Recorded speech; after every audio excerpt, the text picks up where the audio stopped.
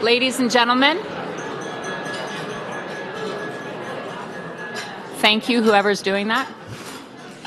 Ladies and gentlemen, please join me in welcoming our webcast viewers. My name, again, is Pam Warren. I'm a Vice President of the Canadian Club of Toronto and your host today. Viewers, thank you for joining us. As you know, our club does a great job of providing a forum for business, political, and cultural leaders to share their ideas with us. Our club strives to offer you a diversity of speakers who address current issues. We are conscious of Canada's rich diversity and strive to reflect this not only in topics, but in the speakers who present them. Today's panel is no exception. I would like to acknowledge the generous support of today's sponsor, CIBC. Thank you very much.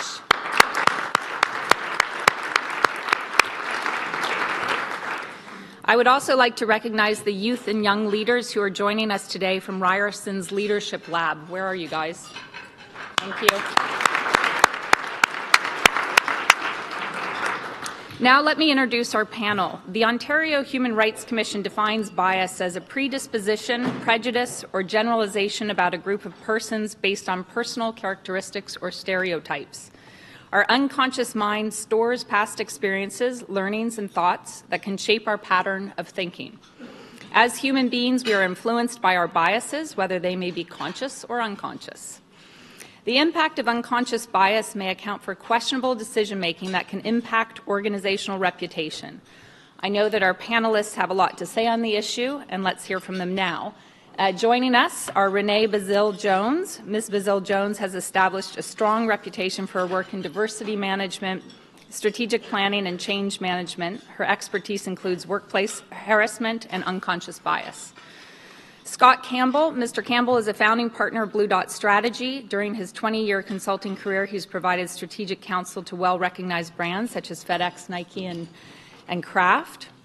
Lisa Mattam. Ms. Mattam is leading Canadian entrepreneur, having established 2 successful businesses, the Mattam Group consulting firm and the natural skincare line Sahajan. She is a frequent commentator on entrepreneurship, resilience, and the advancement of women and diversity. Moderating the panel is Dave Scandiffio. Mr. Scandiffio is the President and CEO of CIBC Asset Management.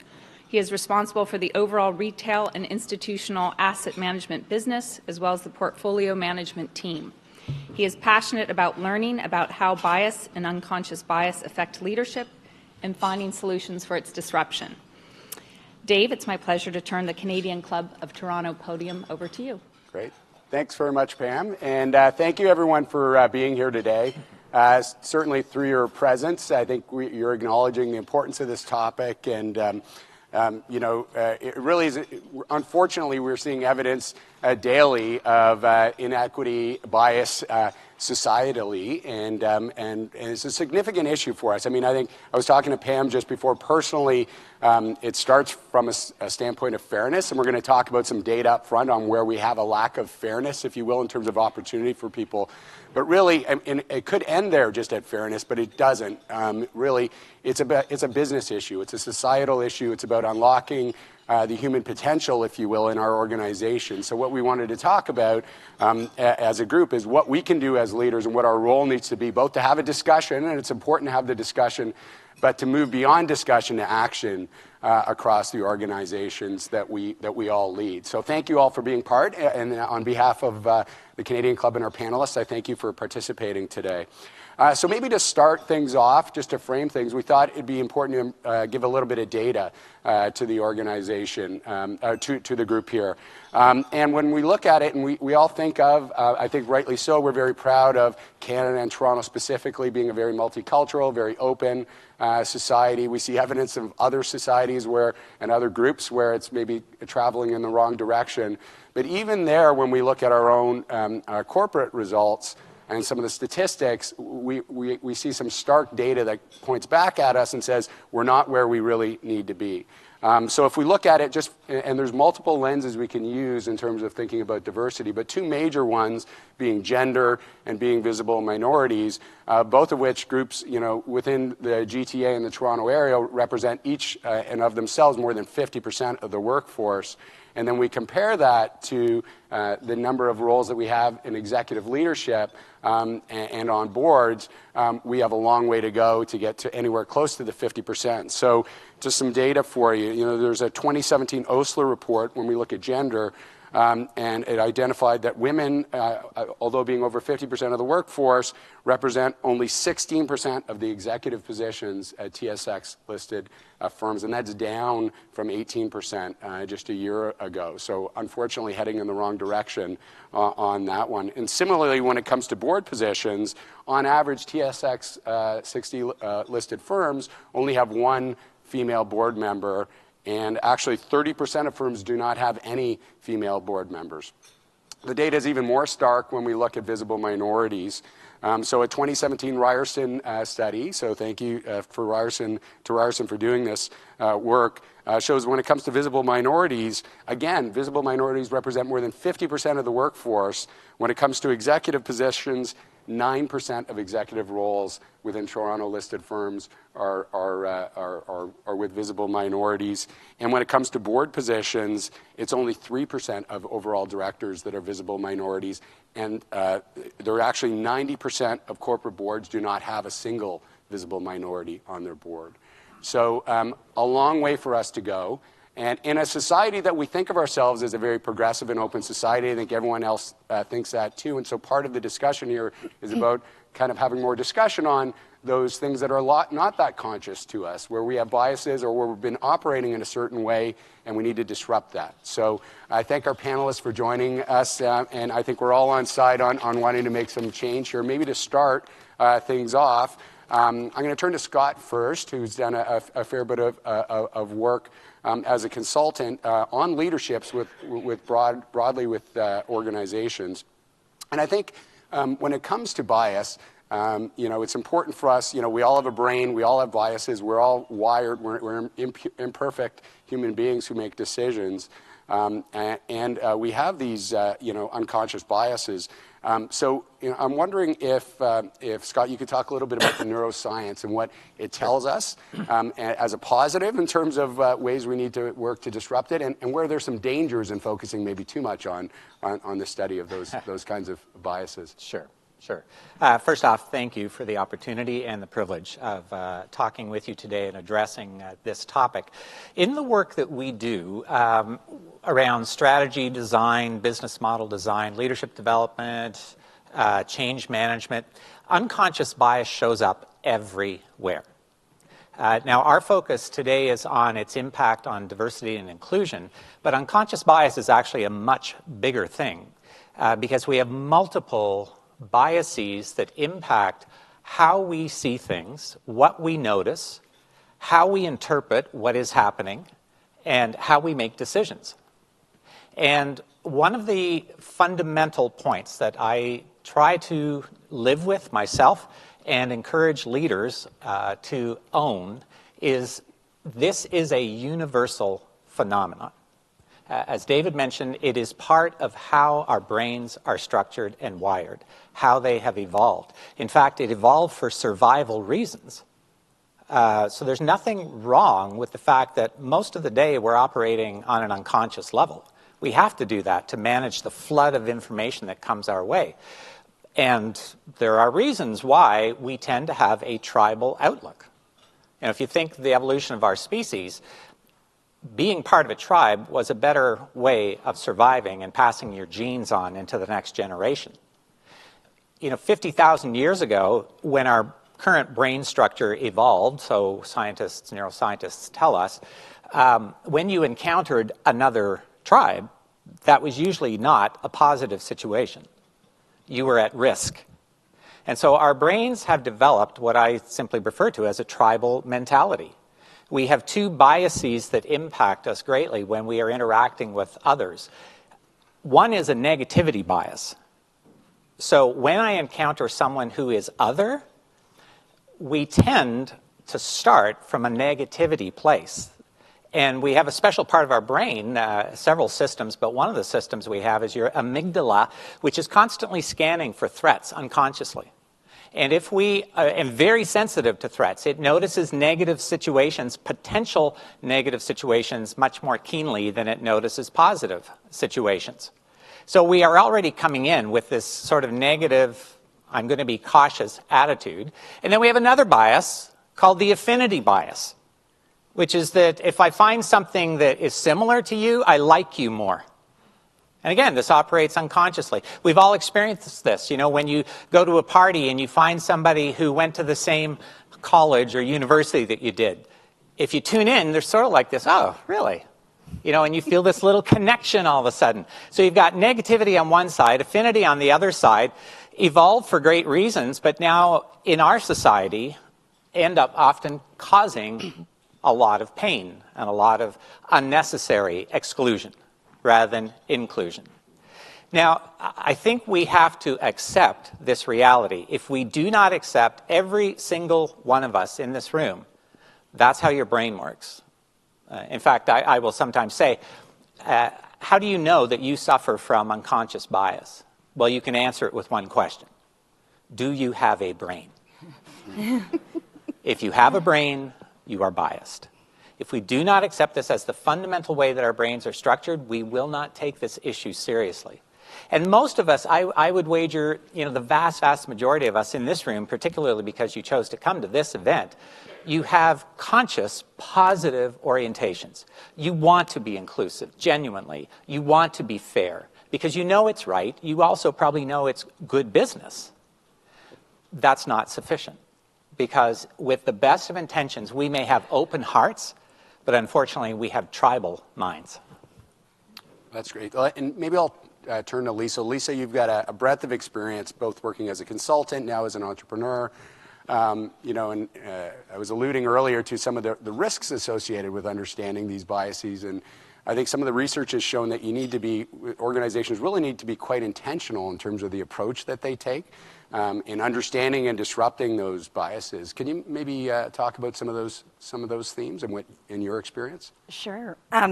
So just to provide some context, so I started my career in the corporate world, in the pharmaceutical industry, and much probably like many of you ended up as a diversity champion, or I worked in the advancement of women, and I was doing a lot of work. And so when I started my consulting practice, I went in it with the intention of doing leadership work, but there was so much work that needed to be done in the area of diversity, in the area of advancement of women, and it was such an area of personal passion that I thought, okay, this is the work I want to do, this is the research I want to understand, this is all of those things. And then the entrepreneurial bug hit again, and I started another business, but I stopped and I said, wow, in the 10 years I was consulting, we actually didn't move as far as I would have thought, and now I have this incredible platform to continue to do the work.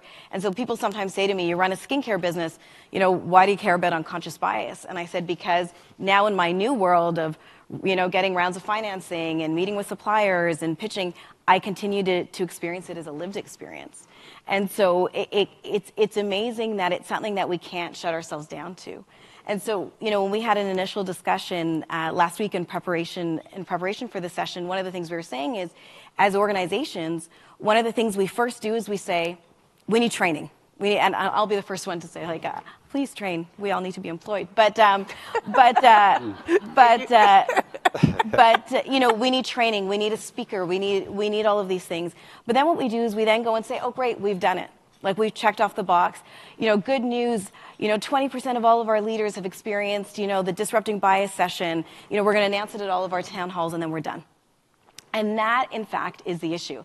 I had an opportunity to speak at a legal professionals conference a couple years ago, and the question that was proposed to me unexpectedly was, you know, why do you think we haven't made strides with women in the legal profession as we would have expected? And I had to think about it sort of on the cuff, and my answer was, because we actually haven't done the work. We come to conferences and we say these are all the issues, and I read this, you know, amazing stat a couple weeks ago that said that there are more CEOs named John than there are women CEOs. Like, just think about that for a second. But I know I have a lot of cousins named John, so I sent that to them. But the reality is we've identified the issue, but we haven't been willing to invest in the long-term strategy that addresses it. We haven't been willing to say, how are we going to hold ourselves accountable to this? Are we actually willing to put our hands up and say, hey, I noticed that this slate of candidates is not diverse. What are we doing differently?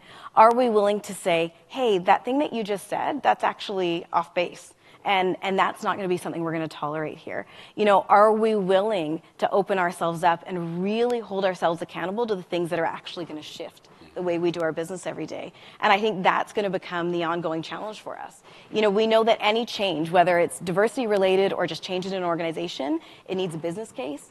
It needs an executive team that believes in the change. It needs an employee base that believes in the change. But then it needs a plan. And it needs a plan with an accountability that continues to get assessed over and over again, so that you've got somebody actually saying, here's what we've accomplished, here's what we've done. You know, this is not a sprint, this is a marathon. And if you don't continue to hold yourself accountable for that, you'll never actually move.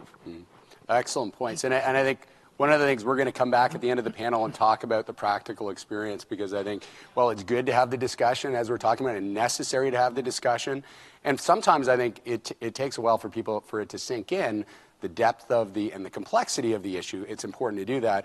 It's also critically important that we don't just have platitudes and talk about these things, that we're actually measuring and working towards a plan on those things. So, Renée, one of the things we've talked about is kind of this unconscious bias, and I alluded to it earlier. One of the risks is you can just explain it away and kind of, okay, now, oh no, it's fine for me to act that way. That's the way I'm programmed. But we, as we had our prep call, you also highlighted, let's also call out there's a fair bit of conscious bias that we see as well.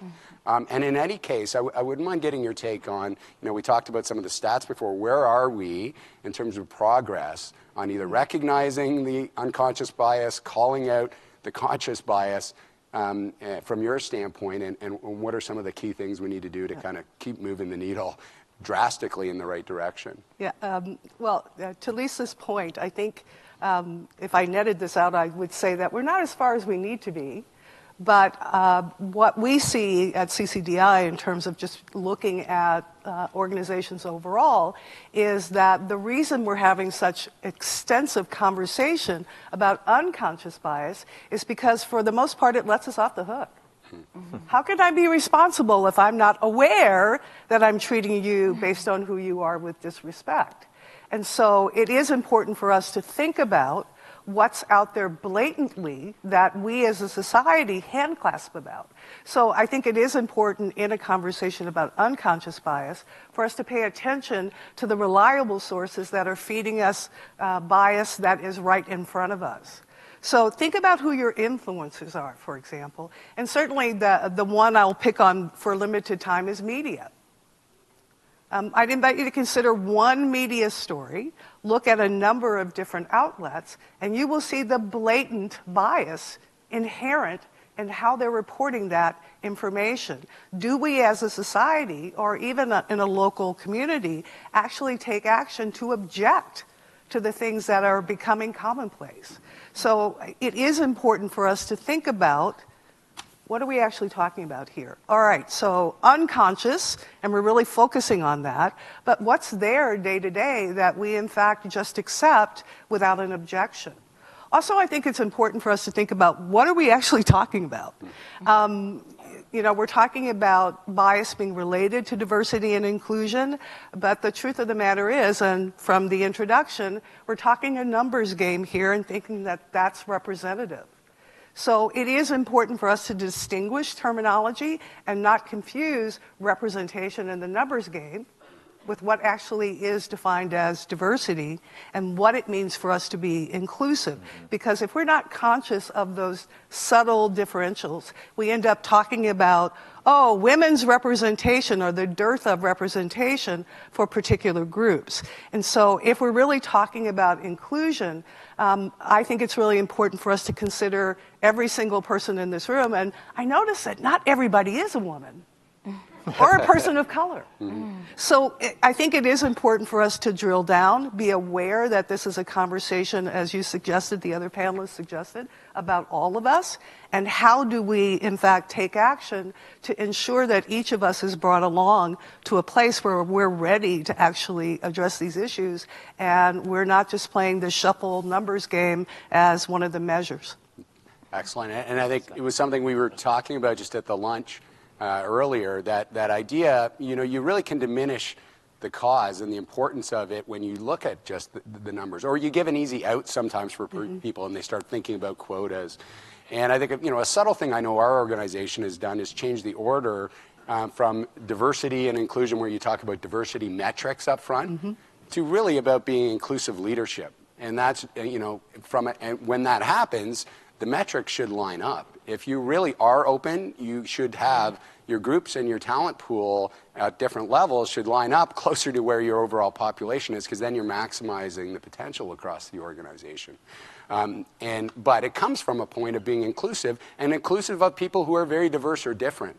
So, and one of the things I know, Renée, you brought up at our table was the risk of you have somebody who fits the bill in terms of either being the right gender or the right person of color, but really is not different in terms of bringing a different perspective, because they're acting in a way that is still conforming to what we say is the important way for us to move ahead. So it's I think a subtle thing, but an important difference for us to really be aiming to get inclusivity. So maybe just to move to practicality. So what does that mean? I think hopefully we get everybody on side that these are important principles, that we move as an organization, you get the right tone across the organization. But what have you guys seen in terms of organizations either you've been in or you've been working with that has been most effective or not effective, if you will? And maybe if I can turn first to you, Lisa, and any examples of things that are practical examples that we as leaders here can bring back to our organizations or the way we interact day to day. Sure. So there's two that come to mind, actually. So one is an example from PepsiCo, and this is actually, again, probably taking me back 10 years, but PepsiCo, they had a very right business case for diversity and inclusion. One, they wanted to become an employer of choice, but two, they also recognized not only was the landscape of Canada changing, but the Canadian palate was changing. 20 years ago, we weren't all going out for sushi and Thai food and Ethiopian, but now we require it in our chips. And so they needed it. They needed to bring some innovative thinking into the organization as well. And so this became a very important part of what they did. Where I credit them is that they took it that step further. And so one of the things that they did, interestingly, was every people manager had diversity and inclusion on their metrics. And so they had to actually not only say how they were delivering against the business and not only say all the different things that they get assessed for, but they also had to demonstrate how they were delivering against moving along the agenda of diversity and inclusion. And whatever their strategy was focused on, particularly for that year, there might be some extra guidance of what that could look like or what some things, what they could do, but they were measured against it. So it wasn't part of an aside project. It wasn't, we have the tendency to be like, this is our year of diversity, and then next year is the year of innovation, and next year is the year of environment. But this is part of what we do every day, and so we're going to assess you against that. And so I think, again, being able to really instill that long-term accountability against diversity and inclusion becomes really important. And it shows an entire employee base that, hey, we care about this. And it's as important as the other things that we're doing. And the second example I would say on the other side is I recently had a conversation with a good friend who is interviewing for a very, very senior role. And, which is amazing. And so as he was going through the interview process, one of the things he happened to share, not from a D&I perspective, more as an observation, was because probably of the seniority of the role, all of his interviews were chats. They weren't interviews. They were, you're going to chat with this person, you're going to chat with the person you'd be reporting to in the US, you're going to chat with this person, you're going to chat with that person. And chats are great, but to the earlier point that Scott made is we all have a tendency to like people who are like us. It's that whole sort of, you're like me, it feels good, right? Like you went to Western, I went to Western, that feels good. You come from North Toronto, I come from North Toronto, it feels good, whatever it is. And so as I was hearing that, one of the things I was thinking is because of the lack of structure in these chats, who's being brought in and who's being left out? Simply by the fact that they may not fit in the chat, or that the chat might not have all come to be. And I know it isn't exclusive to that one opportunity. I've done a lot of work in law firms, and sometimes the tendency is, we're bringing people in for new associate recruitment, and they're just going to go and meet with a series of partners, or we're going to do a panel interview, but there's no structure to the panel interview. And so, again, it becomes, whether or not we mean it, we're assessing on what we perceive as fit. Mm-hmm. What we perceive is, it might be you look like me, you feel like me, I'm a partner and I've been successful because I played hockey and I did this and I'm really sociable, therefore you seem to exhibit the same things, I'm going to bring you in. So one of the things I would challenge the organizations who are here moving forward is across the spectrum of your hiring, where can you put in some real systems and processes that force you out of that, this just feels really good, and therefore I'm going to bring you in? And where can you actually put some processes that say, here are the questions we're going to ask, here are the competencies, no matter how high up you are in the organization, so that we're conscious of the fact that we are bringing people in at all levels. Excellent points. And your point on the recruiting reminds me too of, just thinking about the mentorship and sponsorship that we do and how that naturally occurs, and how without thinking about it, we're biasing certain groups and cutting off other groups who we are not giving that same opportunity to learn about other functions, to progress in their careers as well. So something I think that you're not thinking about by having people go for a beer at the end of the day or going to a sporting event, you're making a conscious choice that is cutting off parts of your human capital that aren't really getting those same opportunities. So some good food for thought. Scott, you work with a number of different clients on leadership. Any observations from your standpoint? Yes, my head is swimming with things that I can say at the moment. So to try to be brief, I want to point out something that I have become much more aware of in the last 4 years, which is even when we are working in the field of diversity and inclusion, I like this idea that it's actually inclusion. I often say diversity is the door, but it's inclusion that actually unlocks the experience. Even when I've worked with folks in this field and we talk about gender, there's a default to that means we're talking about women. And I have a transgendered stepchild now, having married recently.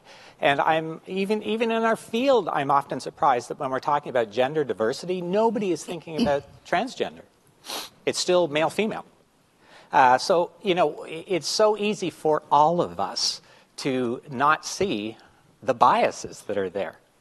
And this isn't, I struggle with answering the practical side of this because some of it is practical, but some of it is personal. It's both. And I think it starts, I am tired of diversity and inclusion being seen as an HR issue. It's a leadership issue. And it has to start with the senior leadership in an organization if it is going to get rooted and take hold in the organization. So when talking with senior leaders, I'm thinking right now, there's a company that I worked with a couple of years ago that was in the automotive industry. And this is not an industry known for high representation of other genders. But the senior team, 6 out of 7 white males, and I represent the older white male crowd. I'm very aware of that. They thankfully got the message, and it was encouraging to see that they were serious about trying to shift a lot of the organization's dynamics and increase both representation and inclusion. It's been a slow journey for them, but it began when they made the decision that they as leaders really were going to own their biases, both conscious and unconscious. And one of the practical ways that showed up is they instituted, call me when you see it. And so they've had some very candid conversations, and it's been painful at times. It's not fun when you are called on stuff. But it's been one of the fundamental things. But that started from a personal commitment with them to say, I am really going to own this. Now, the other thing that I've seen in several organizations, and I think some of the research now is bearing this out very strongly, it's easier, not easy, it's easier to mitigate the impact of unconscious bias by removing it from your processes and structures than from people. Because we're all going to have unconscious bias the rest of our lives about many, many things, not just diversity and inclusion. So to create the kinds of structures, we know, probably most of you know about, blinding in hiring processes. But it doesn't all have to be formal stuff. You know, David, you mentioned, you know, the going out golfing with your buddies kind of thing. Well, that's a very older white male kind of typical thing, right? You can have informal structures in team meetings. One group I worked with, you know, they instituted 3 rules in their team. 1, everybody speaks if they want to on an issue. Number 2, nobody interrupts. And number 3, we always ask, what are we missing and whose voice are we not hearing? Mm-hmm. Now, that's an informal structure. It doesn't take HR to change a policy on that. It's just a commitment to certain structural rules. It's not a guarantee, but at least the rules are keeping it aware. But again, you know, it comes down to the leader then actually enforcing the rules. Mm-hmm. Yeah, excellent points. Renée? Well, I think as leaders, we often don't know what we don't know. And so if you think about the organization itself, and we're very simple at CCDI, we keep things simple. Think about the overall environment when you're thinking about the consciousness of where bias is placed or where it lives. And so I think it's really important that we organizations establish, and certainly we're doing this with our employer partners, it's how do you measure this stuff, right? So from 2 perspectives, one is workforce, the other is workplace. So to begin to put in the rigorous discipline of being able to truly identify from a knowledge place and not I'm guessing what's going on in my organization, actually to do the work, to Lisa's point, is to take action. Actually put into place those structures where you're doing measurement. So that, and please use deep dive demographics when you do this, because what it allows you to do from an attitudinal point of view is to understand the differentials in experience between groups who are represented in your workplace. I'd invite you to consider that perhaps women and men may have somewhat different experiences of the workplace. Just saying. So if you have factual information to go on, it allows you, as we've talked about, to put in a strategy that actually addresses the bias that's inherent in your organization. So we can, at a very high level, say, oh yeah, we know that we all have biases, but what are they? And what's the impact on the people who live in my organization? So as leaders, we're responsible for the caliber of the workplace environment. But if we don't have real data to go on, it becomes a guessing game, and we run the potential of not moving the organization forward in terms of our vision of it being inclusive. So I think it's really important. And secondly, so that's sort of the organizational, let's be really clear about what the issues are. The other thing I'd invite you to consider is the personal aspect as you're talking about. How do I know where I am on any continuum when it comes to unconscious or conscious bias? So self-assessment here becomes increasingly important. My observation, and we were talking a little bit about where we are on this journey before, but my observation is that when you do that individual assessment, intercultural diversity inventories, what you find out is personally where you are. And so some of our experience has been, as great as we think we all are, a lot of us are in denial about the fact that we actually have bias. And as human beings, we know we can rationalize anything. So it becomes important for us to actually have an objective way of looking at our belief systems and, as leaders, how we create high caliber environments where people can be their genuine selves. So I think those are 2 things that we're seeing really start to get entrenched. And it becomes easier to make an argument about why you should do that because you are dealing with objective assessors. And it's not, oh yeah, I just think this. Mm-hmm. So I think those 2 make a real difference. Excellent. Well, just feeding back on all of the comments you're making, and thinking about within our organization where we have a senior leader who's very much owning it and committing to it. I think a big thing from my standpoint that has worked positively is identifying the fact that it is a corporate, it is a business objective. This is not a separate HR initiative. Identifying being inclusive as the main way that we lead as an organization. Measuring those things. But on top of that, I think identifying the role and importance that for example, myself as a white male leader needs to play, and that there's opportunity for us to be inclusive leaders. We need inclusive leaders to lead diverse teams, and if we do that, we're going to have better overall results. So by that, it takes away back to your to the neuroscience, the threat part, that, oh, wait a minute, I'm excluded, I'm on the outside. It's no, there is an opportunity for anybody who is going to be inclusive in the organization, and it's up to us to try to go unlock that. So I think some very good observations. We have a question from the floor, which is, and I'll put it out to any of you who want to take it first, which is, how do you think the Weinstein era will affect bias in the workplace, and not just in Hollywood? So, at one level, very obviously disruptive, very upsetting to see these things. And I'll just give you one observation from my standpoint, which I guess it's sad, but I think in some cases not being conscious of it, not realizing how pervasive it was.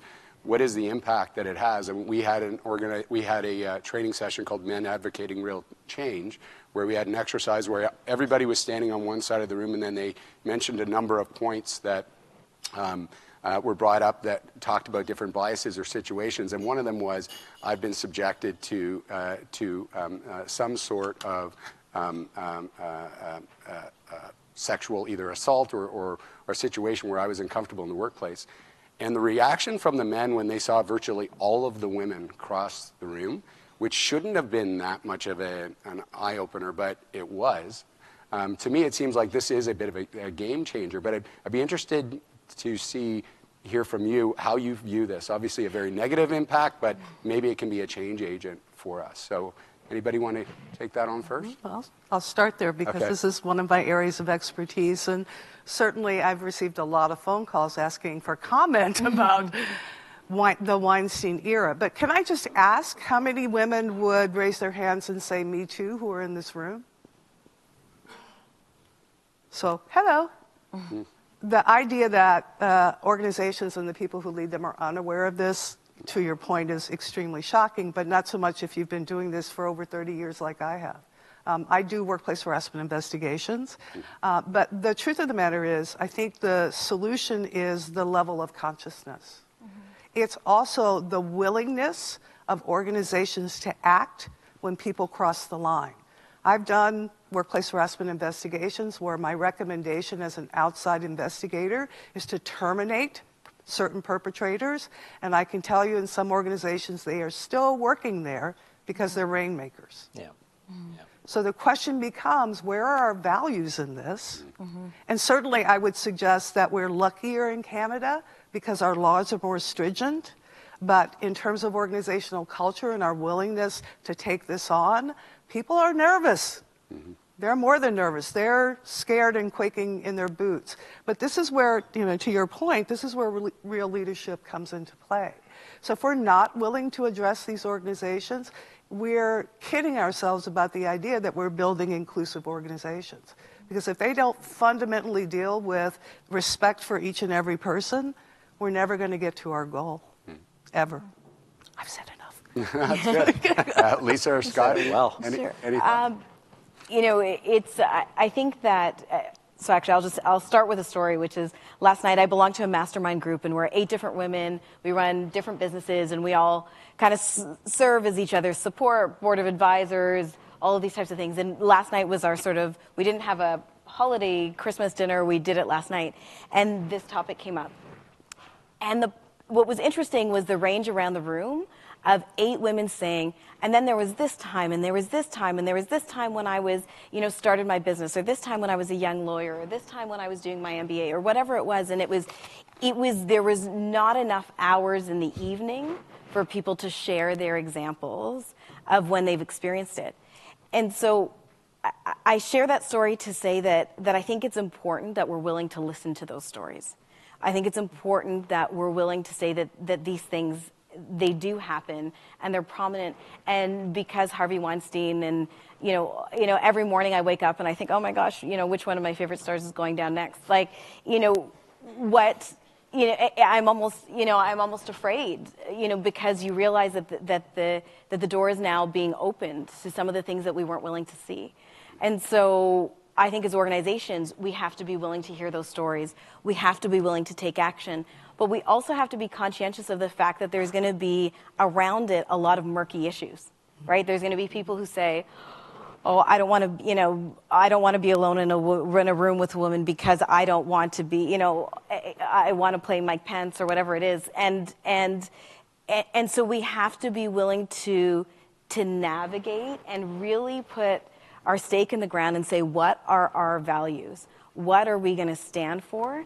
And we are 100% going to action on that. So if somebody's a rainmaker, but they do things that are inappropriate, I'm sorry, there's no place for you here.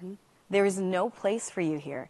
And we continue to see over and over and over in organizations that we have these beautiful values on the wall and we stand up for these sort of credos that we live by, but when push comes to shove, we're not necessarily willing to action them. There's a limit, or we'll give someone a slap on the hand, or we're going to send them to meet with someone to talk about their issues. And the other learned experience of that for women, and this is something that I continue to hear, and I heard last night, was, well, then maybe I just won't talk about it, and maybe it's just part of working. And I think that in and of itself becomes an issue. So I think we have to be clear on what our values are, but we have to know that there are going to be some people, when we have that clarity, who are going to be uncomfortable, who are not going to be sure how to navigate, who there may be some backlash to that, but we have to be willing to do it.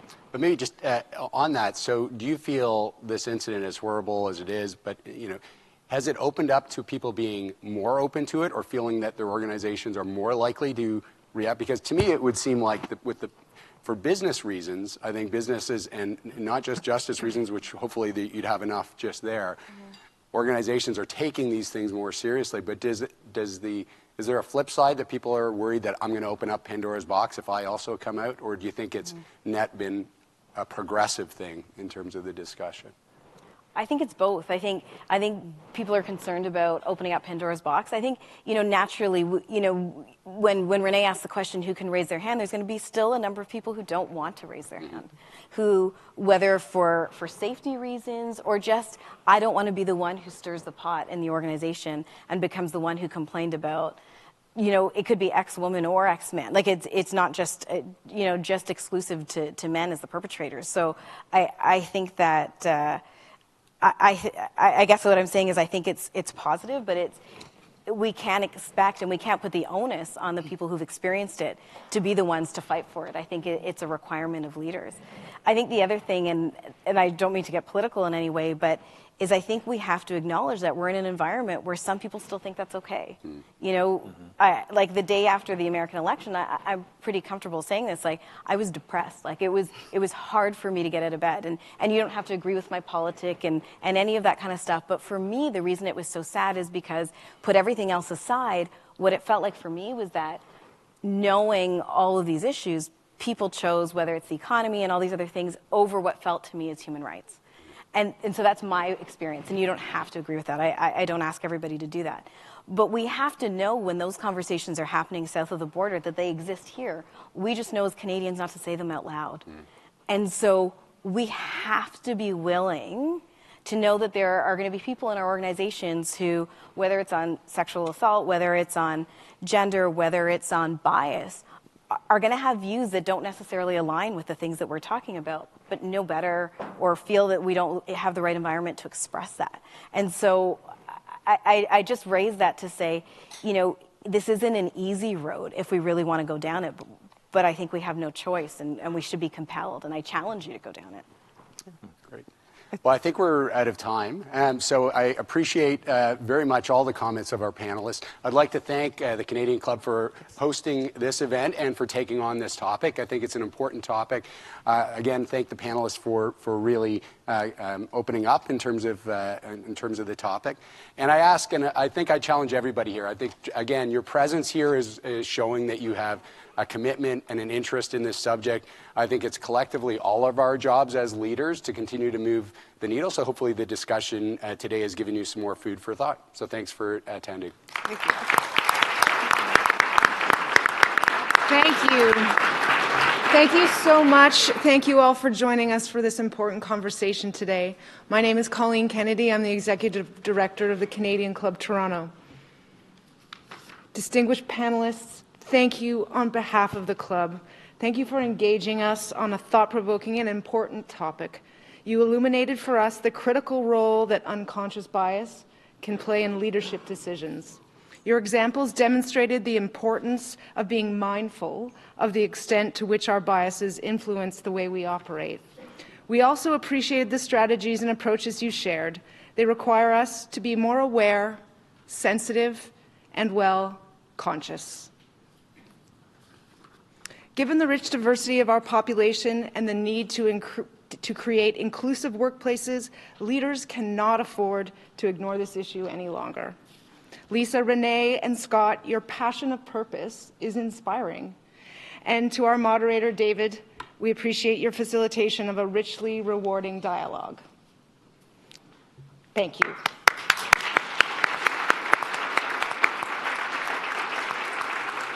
Now on to a bit of business before we conclude. Some highlights of upcoming club events.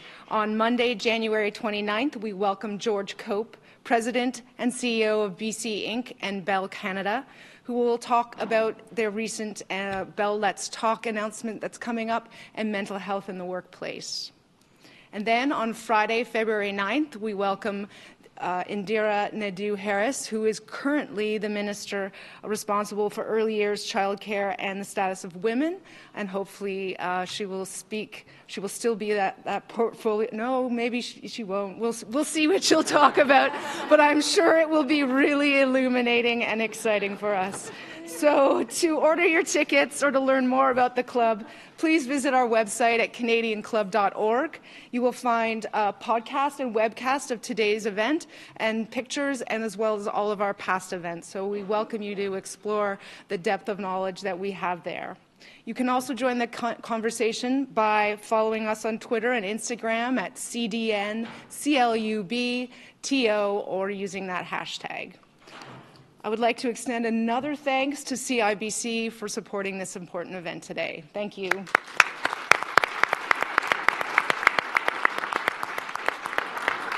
We would also like to thank mediaevents.ca, Canada's online event space, and VVC for streaming today's event. Thank you all so much for being with us today. We hope to see you again soon. Have a wonderful afternoon.